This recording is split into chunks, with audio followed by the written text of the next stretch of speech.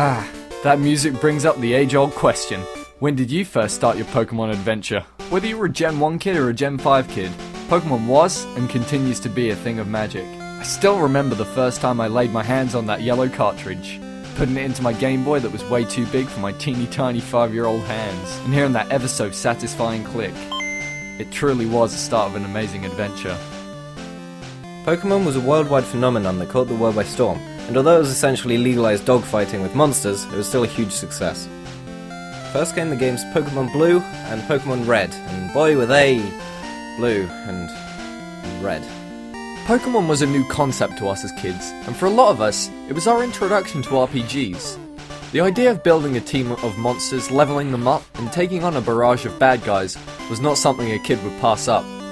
Not to mention the contagion of Pokémon caught on like a plague. Everyone was Pokémon crazy.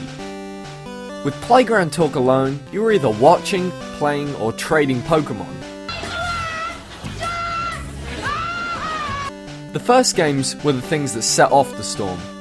With the main idea of having two players link up their Game Boy handhelds to trade or battle Pokémon, you'd think that there'd be room for improvement.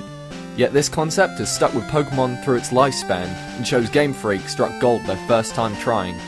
So much so that most people from this era will still to this day argue that Generation 1 of Pokémon was and continues to be the true era of Pokémon. Although these games had some pretty major flaws, their charm kept us coming back for more every time.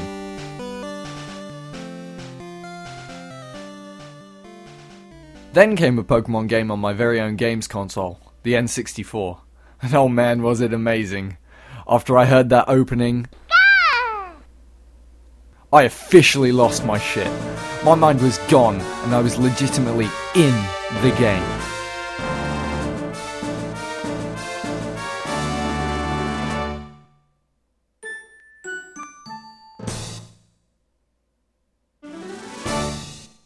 It had 3D Pokemon battles, and it was one of the most polished N64 games I'd ever seen. Scratch that. Have ever seen.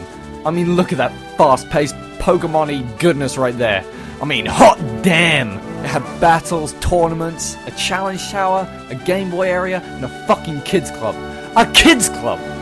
And no one can tell me those minigames were not the most fun thing in the world.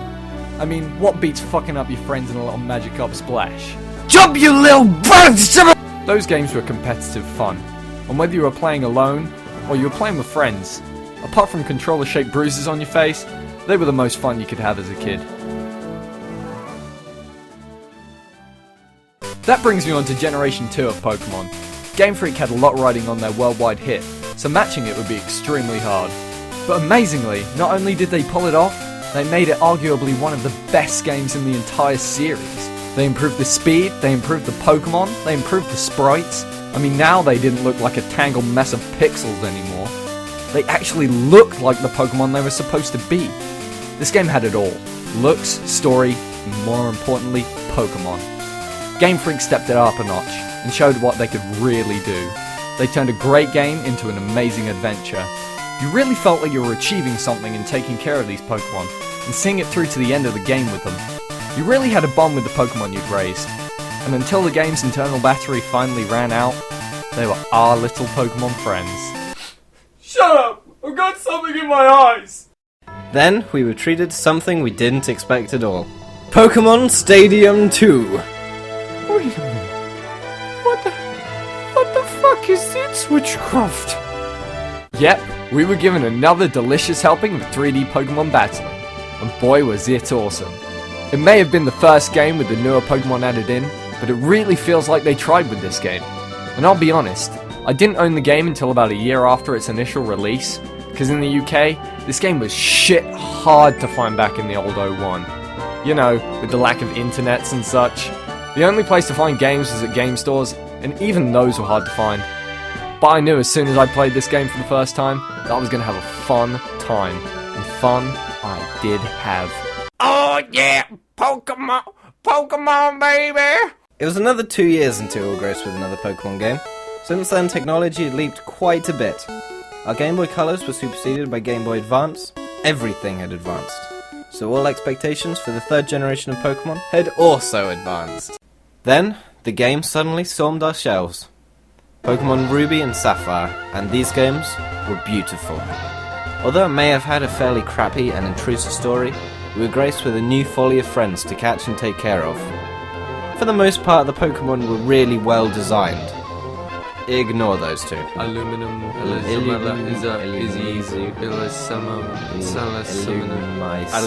Missy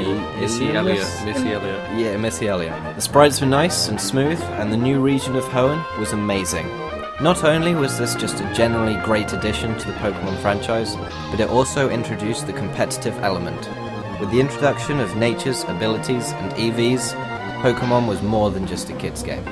It was a huge open land, and it was a real adventure traversing it. Game Freak had once more stepped up to the plate and knocked it out of the park. Again, all was quiet on the Pokémon front for a while. Again, technology had advanced, and we now had shiny new Nintendo DS's. We knew now Pokémon was coming. But when? Then, unexpectedly, we were given Generation 4 for the Pokémon world. Now set in a far-off land called Sinnoh, Diamond and Pearl literally brought a brand new dimension to Pokémon. While quite successfully utilising the touchscreen, in most places it felt a little unnecessary and gimmicky. The game brought some new stylistic choices to the graphics, including 3D landscapes and gameplay. Although this gen had a lot of fun ideas thrown into it, its lackluster story really brought it down. Fans and critics panned the game for its tired story, unimpressive graphics, and some very unoriginal Pokémon ideas. Most people felt like the concept of Pokémon was becoming old and stale, and while the game was long awaited, it felt that although you were on a journey, you were never in a real experience like the other games had captured. The majority of the Pokémon were mediocre, the locations were nothing that memorable, and although this was a huge leap in terms of ideas, it felt Game Freak were still not quite up to the standard they had set for themselves. Was this the end for original Pokémon ideas? Hell no! Game Freak came back with Pokémon Black and White, and although these games had some literally rubbish Pokémon, the story was solid and unintrusive. The gameplay was fast and the graphics were a huge step up from Diamond and Pearl. You genuinely cared for the characters you encountered. The entire region of Unova was enormous, and it was a genuine adventure whilst playing it. Its story fit in really well with all the gym leaders, and made sure it didn't bore you with hours of dialogue. This game got a lot of people jumping out of their seats. It got perfect reviews from a lot of big names, and was a general hit for all Pokémon fans. Game Freak had come back with a bang. Then, 2 years later, we were shown a new strategy put in place by Game Freak. The first ever Pokémon sequel that wasn't directly a remake. It was something we'd never seen before, but it was immediately intriguing. The prospect of a Pokémon game stagnating left a lot of us worried, but it mostly left us eager to see what Game Freak had in store for the series. The game finally came in November of 2012, and it was pretty good. Although it left a lot to be desired, it was still a pretty decent entry in the series, and brought back some beloved friends from earlier games. This was one of the main oversights in the first Black and White, and overall added some pretty solid ideas. The battling was improved from Black and White, and the battle music was nicer, faster, and overall more badass. The story was less intrusive than Black and White, which is saying something, and the whole game was much more solid, and a generally great move made by Game Freak. With the announcement of Generation 6 of the Pokémon world, a lot of us are anticipating some pretty big things. Although this game may be very different from the previous entries in the series, we should still trust Game Freak to innovate the best they can. New ideas and original concepts are hard to find in gaming these days, but Pokémon continues to grow throughout the decades, and we personally should thank Game Freak for giving us some of the best years of our lives. This has been me, Tomcat, and this has been Pack. Thanks for watching.